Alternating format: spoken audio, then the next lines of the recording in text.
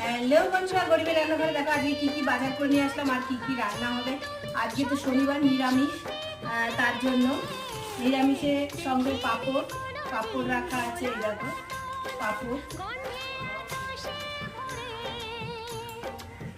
এই দেখো কুমড়ো নিয়ে এসছি,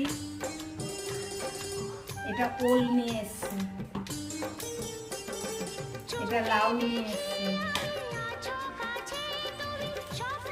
এটা বাঁধাকপি নিয়ে এসছি,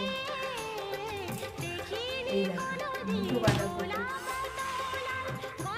এই দেখো টমেটো, আর পাঁপড় তো আছে দেখিয়েছি। এই বাঁধাকপি দুটো হয়েছে 35 টাকা, বাঁধাকপি 35 টাকা, এখানে 10 টাকার লাউ, আর এই যে ওলটুকুনি দেখছেন এইটুকানি হচ্ছে 20 টাকা। কুমড়ো